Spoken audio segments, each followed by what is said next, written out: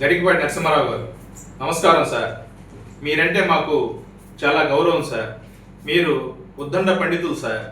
మీరు భాషా కవితులు సార్. భాషపై పట్టు సాధించిన వారు సార్.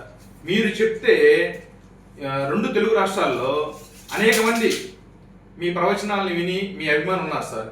కానీ మీరు గత 2 రోజుల క్రితం మీరు చేసినటువంటి ఒక కామెంట్, అంటే ప్రభుత్వ బడులలో మధ్యాహ్న భోజన పథకంపై మీరు చేసినటువంటి వ్యాఖ్య మాత్రం చాలా దారుణం సార్. మీ అభిమానిగా నేను చాలా బాధపడుతున్నాను సార్. ఎందుకంటే ప్రభుత్వ పాఠశాలలో ప్రస్తుతం చదువుకునే వాళ్ళు చాలామంది మధ్యతరగతి వాళ్ళు, పేదవాళ్ళు సార్. వాళ్ళకి భోజనాలు పెట్టకూడదు అనే మాట మీ నోటి గుండా రావడం సార్ శోచనీయం సార్. కాబట్టి మీరు అంటే మీ పట్ల గౌరవంతో చెప్తున్న విషయం సార్ ఇది. మీరు చెబితే మీ ప్రవచనాలకి, మీరు చెప్పే విషయాలకి అభిమానులు చాలా మంది ఉన్నారు సార్.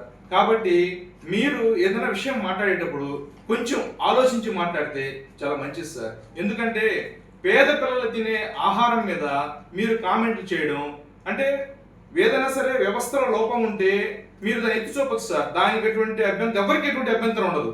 కానీ మధ్యాహ్నం భోజనం తినే పిల్లలకి వాళ్ళకి గుడ్డు అవసరమా, అన్నం అవసరమా అని చెప్పనేసి తింటే తింటాడు, తెచ్చుకుంటాడు, లేదంటే బడి మానేస్తాడు, వాడి విందు పుస్తకాలు ఇవ్వడం అని చెప్పి ఈ విధమైనటువంటి కామెంట్ చేయడం మాత్రం కరెక్ట్ కాదు సార్.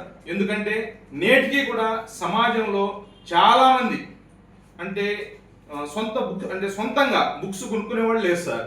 అంటే డబ్బులు ఉన్న వాళ్ళంటే పరిస్థితి వేరు సార్. కానీ సమాజంలో ప్రభుత్వ బడులలో వచ్చేవాళ్ళు చాలా మంది మధ్యతరగతి వాళ్ళు, చాలా పేదవాళ్ళు సార్. ఈ యొక్క మధ్యాహ్న భోజన పథకాన్ని ప్రభుత్వం ఎందుకు ప్రారంభించిందో ఒక్కసారి మీరు కనుక్కోండి సార్. మీకు తెలియని విషయాలు కాదు.